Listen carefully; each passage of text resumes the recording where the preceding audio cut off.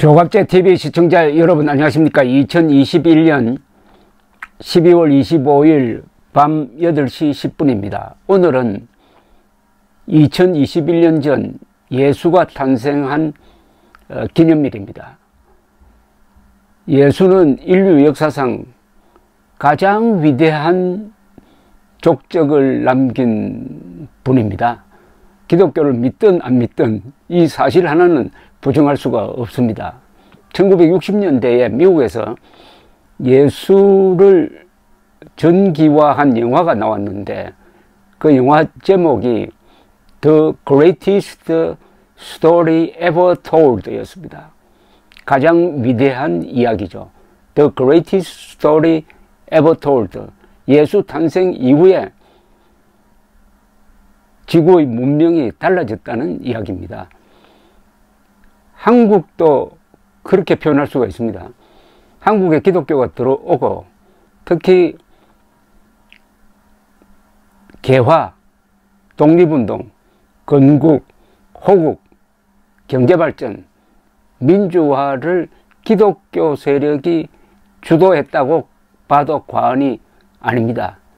그래서 한국에 기독교가 들어온 이후에 한국 역사, 한국인의 운명이 바뀌어진 것을 기준으로 해도 The Greatest Story Ever Told, 한국 역사상 가장 위대한 이야기가 될지 모르겠습니다.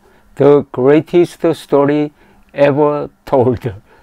그런데 남한과 북한의 차이를 여러 가지로 이야기합니다. 사회주의 대 자본주의, 자유민주주의 대 수령 독재. 그러나 종교적으로 이야기하면은 기독교를 말살한 북한의 궁핍, 기독교가 번창한 대한민국의 발전, 이렇게 볼 수가 있습니다. 지금 G7 국가 중에서 일본이 유일하게 비기독교 국가죠. 그리고 세계 인류 국가 랭킹을 내면은 거의 대부분이 기독교 국가입니다. 그 중에 비기독교 국가로서 인류 국가 랭킹에 오르는 나라가 몇 군데가 있습니다. 싱가포르, 일본, 대만 정도입니다. 유교 문화권, 종교가 그렇게 중요하다고 생각합니다. 예수의 제자는 12명이었는데 12명 중에서 천수를 다 산 사람은 딱 한 명입니다. 요한복음과 요한계시록을 쓴 요한, 그리고 자살한 가룟 유다를 빼면은 12명 중에 10명이 순교를 했습니다. 저는 이게 기독교의 힘이라고 생각합니다. 순교, 누구를 위한 순교냐? 다른 사람을 위한 순교죠. 그리고 사랑을 위한 순교였습니다. 제자는 아니지만 또 순교한 사람이 있죠. 사도 바울입니다. 이 사도 바울은 기독교 세계에서 예수 다음으로 영향력이 큰 사람으로 꼽힙니다. 기독교를 세계 종교로 만든 분이죠. 기독교를 유대인의 한계를 넘어선 보편적 종교로 성격시킬 수 있었던 것은 이분이 유대인이지만은 로마 시민으로 태어났습니다.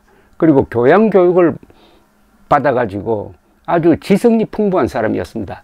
그러다가 기독교인을 탄압하는 쪽에 섰다가 아주 극적 체험을 통해서 예수와 만나는 체험을 하고 인격적으로 완전히 바뀌어가지고 위대한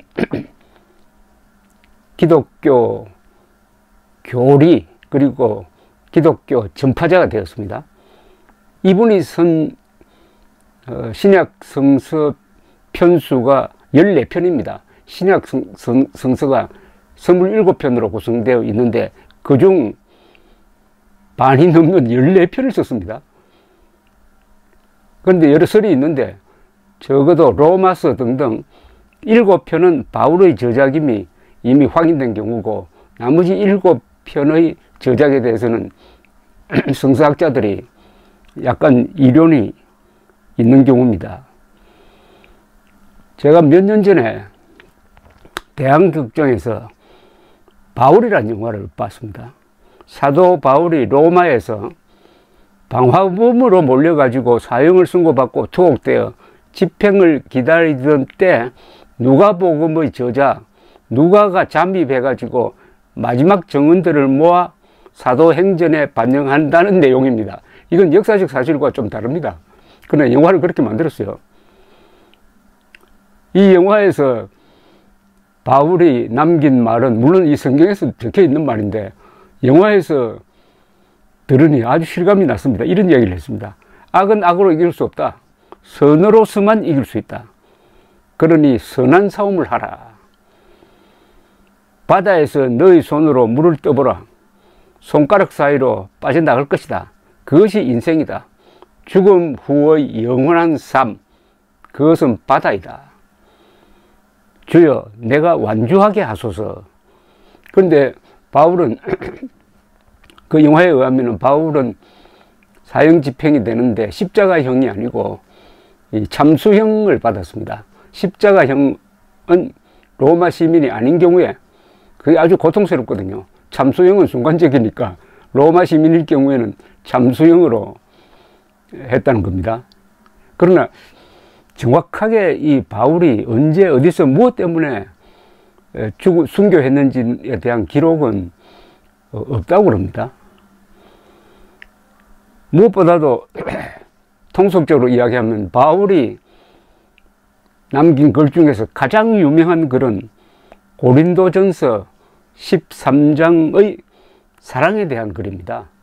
저는 이 글을 영어 성경과 한국 성경을 대조해 가지고 좀 정확하게 저 나름대로 번역하고 거기에 운율도 좀 더 씌워 가지고 제 나름대로 번역한 게 있습니다.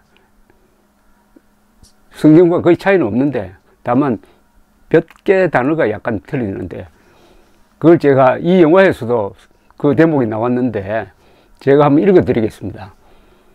고린도전서 13장 사랑에 대한 이야기입니다. 내가 사람의 방언과 천사의 말을 할지라도 사랑이 없으면 울리는 징과 시끄러운 꽹과리에 지나지 않고 내가 예언하는 능력이 있어 모든 비밀과 모든 지식을 알고 또 산을 옮길 만한 믿음이 있을지라도 사랑이 없으면 나는 아무것도 아니며 내가 가진 모든 것으로 가난한 사람들을 구제하고 또 내 몸을 불사르게 내어줄지라도 사랑이 없으면 아무 소용이 없느니라. 사랑은 오래 참고 사랑은 온유하며 시기하지 아니하며 자랑하지 아니하며 교만하지 아니하고 무례히 행하지 아니하며 자기의 이익만 찾지 아니하며 성내지 아니하고 악을 행하지 아니하며 불의를 기뻐하지 아니하고 진리와 함께 즐거워하며 모든 것을 감싸고 모든 것을 믿으며 모든 것을 소망하고 모든 것을 견디느니라. 사랑은 영원히 변치 않으나 예언은 끊어지고 방언도 그치고 지식도 없어지리라. 우리는 단편적으로 알고 단편적으로 예언하나 온전한 것이 올 때는 불완전한 것이 사라지리라. 내가 어렸을 때는 말하는 것이 어린아이와 같았고 생각하는 것도 어린아이와 같았으며 깨닫는 것도 어린아이와 같았으나 어른이 되어서는 어린아이의 버릇을 버렸노라. 지금은 흐린 거울을 보는 것 같이 희미하게 보이지만 그때가 되면 얼굴과 얼굴을 맞대고 볼 것이요 지금은 내가 단편적으로 아나 그때는 주께서 나를 아시는 것 같이 모든 것을 온전하게 알게 되리라. 그런즉 믿음, 소망, 사랑 이 세 가지는 항상 있을 것인데 그 중의 제일은 사랑이라. 여기서 저는 이 대목을 가끔 인용을 합니다. 내가 가진 모든 것으로 가난한 사람들을 구제하고 또 내 몸을 불사르게 내어줄지라도 사랑이 없으면 아무 소용이 없느니라. 내 몸을 불사르게 내어준다는 말은 이거 분신자살한다는 이야기입니다. 그러니까 위대한 정의를 구현하기 위해서 분신자살을 하더라도 거기에 미움만 있으면 아무 소용이 없다. 거기에 사랑이 있어야 된다. 자신의 몸을 불태울 때라도 누구를 타도하기 위해서, 누구를 부정하기 위해서라기보다는 사랑을 바탕으로 그렇게 해야 유익이 있다. 얼마나 무서운 이야기입니까? 내가 가진 모든 것으로 가난한 사람들을 구제하고 또 내 몸을 불사르게 내어줄지라도 사랑이 없으면 아무 소용이 없느니라. 1991년 무렵에 이 운동권이 데모를 하면서 분신자살을 잇따라 하는 사건이 일어났습니다. 그때 제가 우연히 성경을 보다가 이 대목에 꽂혔습니다. 내가 가진 모든 것으로 가난한 사람들을 구제하고 또 내 몸을 불사르게 내어줄지라도 사랑이 없으면 아무 소용이 없느니라. 오늘 성탄절이니까 이 기독교에 대해서 이야기를 했는데, 대한민국 건국 역사를 보면은 1948년 5월 국회가 개원이 됩니다.